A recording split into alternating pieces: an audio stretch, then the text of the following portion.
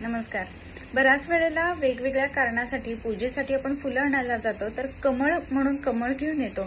पण बऱ्याचदा असं असतं की ते कमळ नसून कुमुदिनी किंवा कुमुद असतं, म्हणजेच वॉटर लिली असतं।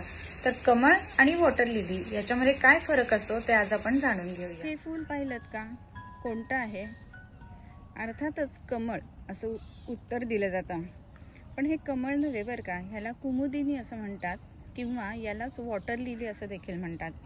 वॉटर लिलीचं फूल आणि कमळाचं फूल यामध्ये फरक आहे। या ठिकाणी आपण बघितलं तर वॉटर लिलीचं फूल जे असतं ते ओपन या पद्धतीने असतं आणि त्याची जी कमळाची म्हणजे ह्या कमळाची म्हणजे कुमुदिनीची जी पानं असतात तर ती वॉटर लेवलला असतात।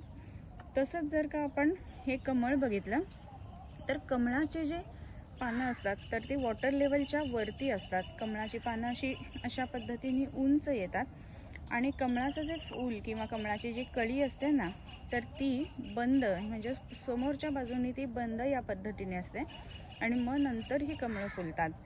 सो कमळ आणि वॉटर लिली या दोघांमध्ये फरक आहे आणि तो आपण समजून घ्यायला हवा।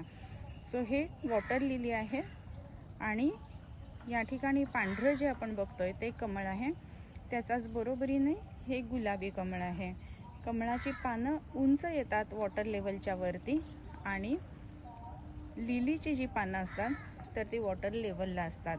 ह्याच्यावरून आपण या दोघांमधला फरक समजून घ्यायला हवा।